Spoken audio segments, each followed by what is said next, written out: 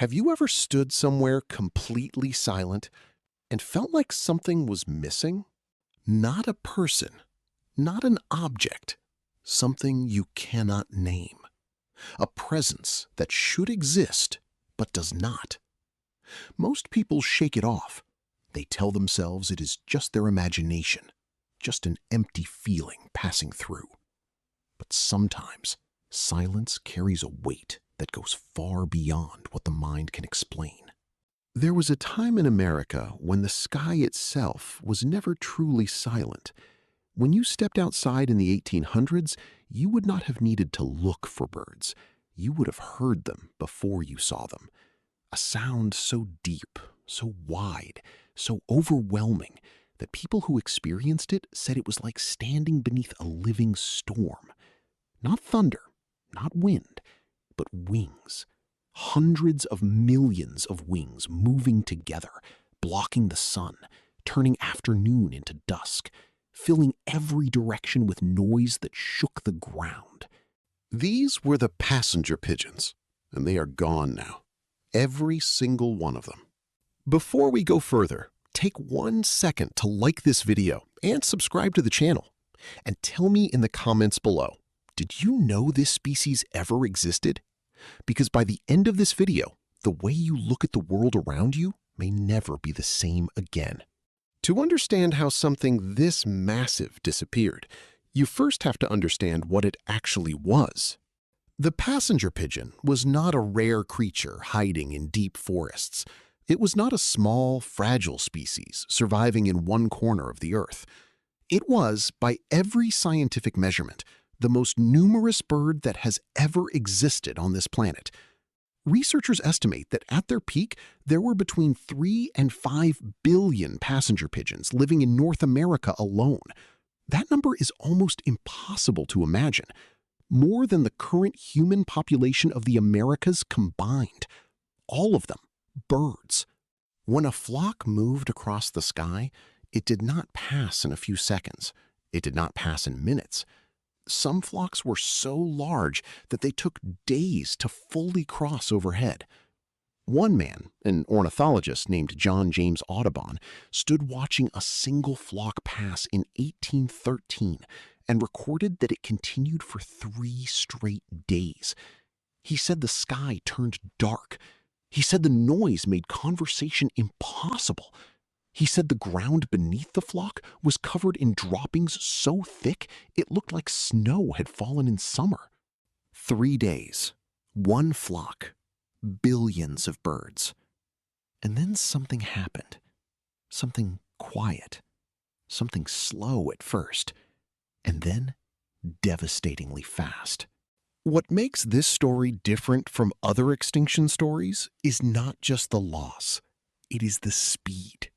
Most species disappear over centuries, slowly pressured by habitat change, by climate shifts, by gradual human expansion. Scientists see the warning signs. People have time to respond. But the passenger pigeon did not disappear slowly. It collapsed. Within the span of a single human lifetime, one of the most abundant creatures on Earth went from 5 billion individuals to 0. Think about that for a moment. Your grandparents could have been alive when these birds existed. Someone living in 1860 could have watched a flock block out the sun.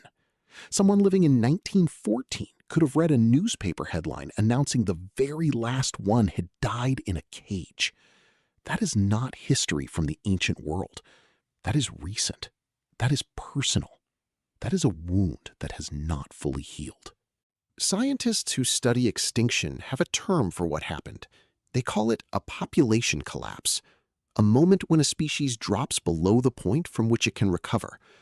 But with the passenger pigeon, collapse is almost too gentle a word. What happened was closer to erasure. The story of how it happened is far darker than most people realize. It started with a sound that early settlers had never heard before. When European colonists first arrived in North America and encountered the passenger pigeon, they did not respond with wonder. They responded with hunger. The birds were everywhere. They were large, They were slow to fear humans, and they tasted good. For poor families struggling through hard winters, a pigeon meant food. Easy food. Food that practically fell from the sky in overwhelming numbers. At first, the hunting was small, local, families feeding themselves through difficult seasons. And the pigeons were so numerous that no one worried. How could you make a dent in 5 billion birds? How could a few thousand hunters scattered across a continent cause any real damage to a species that filled the sky for 3 days at a time? That is the thought that killed them. By the mid-1800s, the railroad had changed everything. For the first time in history, hunters could follow the flocks across the continent and ship the birds back to cities within hours. New York, Chicago, Boston. Restaurants were selling passenger pigeon meat for pennies. Hotels were serving it at banquets. Markets were piling carcasses so high that buyers had to climb to reach them. Professional hunting operations began. Entire towns were built around the industry. Men would follow a nesting colony, set up camp, and spend weeks killing birds by the tens of thousands each day. Some hunters used guns. Others used long poles to knock birds from their nests. Some lit fires beneath roosting trees to suffocate the flocks above. One operation in Michigan in 1878 was killing 50,000 birds per day for 5 straight months.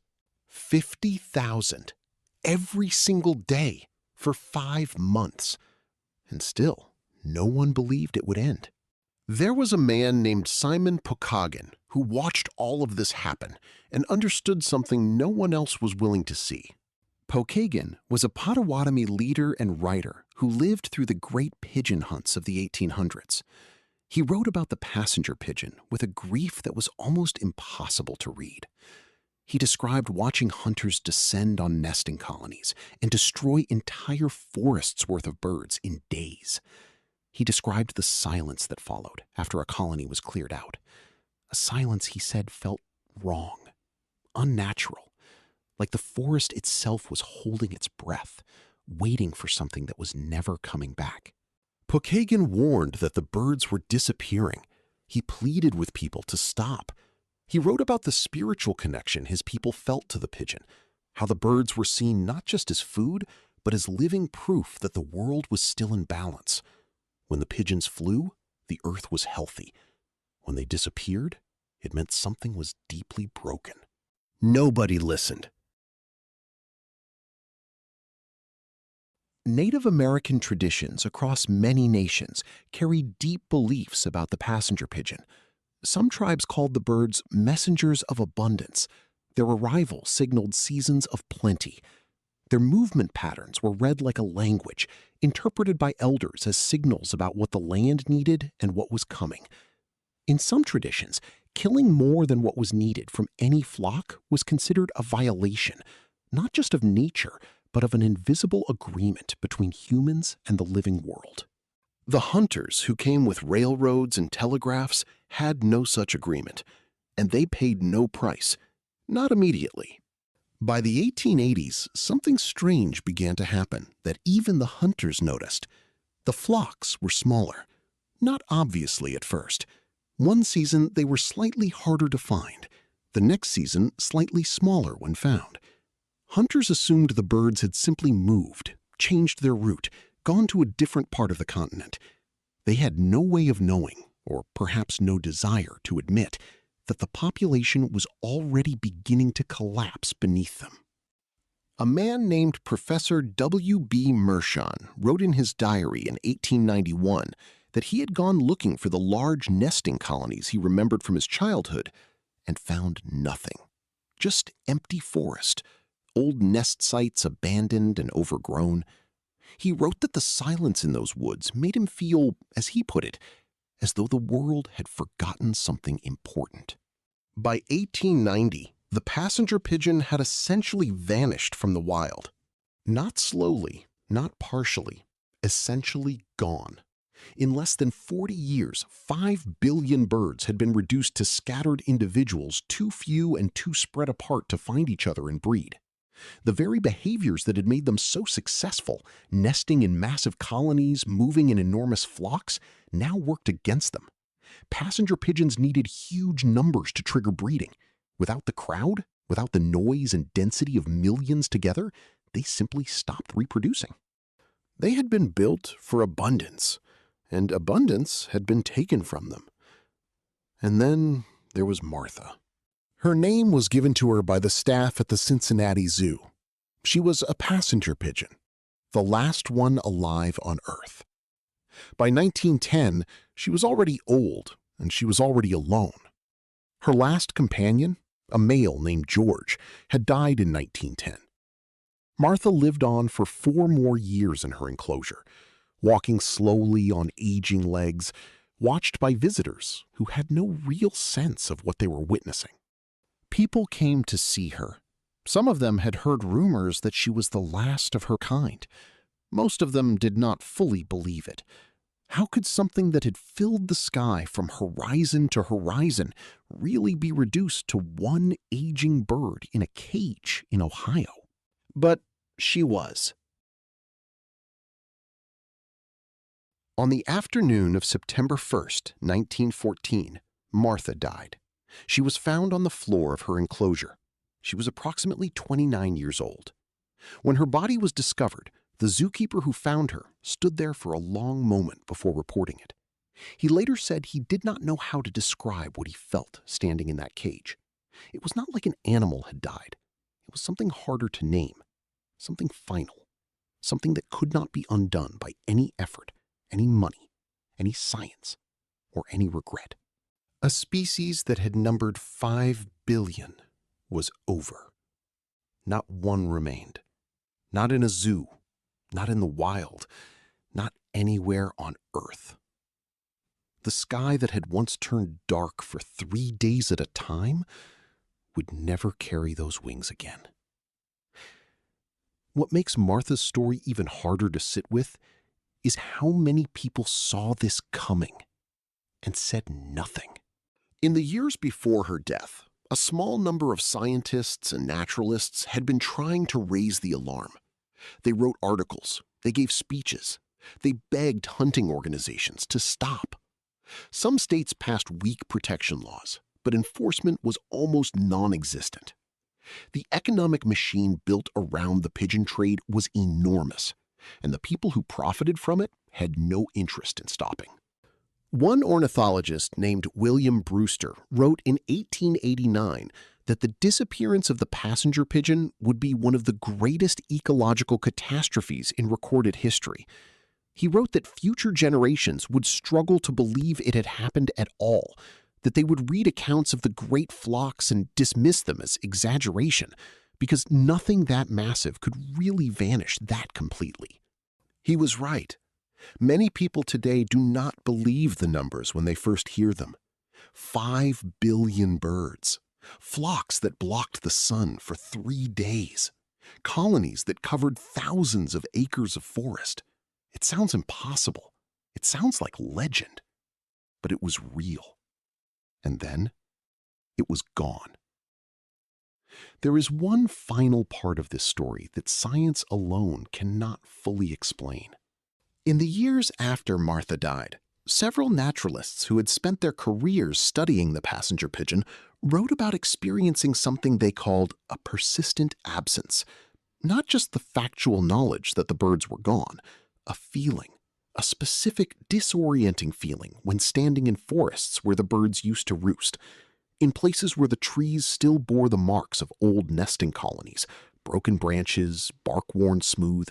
Some researchers described a silence that felt wrong in a way they could not explain scientifically. One ecologist wrote that visiting an old nesting site in Pennsylvania felt like walking through a place that had not yet received the news. The trees were still standing in the same formations, shaped by decades of massive flocks. The landscape still carried the marks of a presence that no longer existed. But the presence itself was gone. And the forest, he wrote, felt like it was still waiting. That may sound like emotion projected onto nature, and perhaps it is. But human beings have always understood somewhere beneath reason, that loss has a physical shape. That when something disappears completely from the world, it leaves more than just an empty space. It leaves a wound in the pattern of things, a silence that sits differently than ordinary quiet. The passenger pigeon was not just a bird. It was a force of nature, something so woven into the fabric of an entire continent that its disappearance changed the forest itself, changed the soil, changed the trees, changed the behavior of other species that had depended on the massive flocks for food, for disturbance patterns, for the way the land was shaped over centuries. So the next time you stand outside and listen to the birds around you, pay attention, not just to the ones you see. Pay attention to the silence beneath the sound, to the spaces between calls. Because there are species alive right now, at this exact moment, that exist in numbers smaller than the passenger pigeon did in its final years. Species that still have a chance. Species whose story does not have to end the way Martha's did. The passenger pigeon cannot be brought back. No amount of grief or regret or scientific effort will return 5 billion birds to the sky. That chapter is closed in a way that cannot be reopened. But the chapter we are living in right now is still being written. And maybe that is the real reason the story of Martha and her kind stays with people long after they first hear it. Not because it is ancient history, but because it is a warning that arrived too late for her and just in time for us. If this video made you feel something, please like it and share it with someone who needs to hear this story. Subscribe and turn on notifications for more. And leave a comment below. What went through your mind when you heard the number? 5 billion birds, gone in 50 years. Because some stories deserve to be remembered, even when they are painful, especially when they are painful.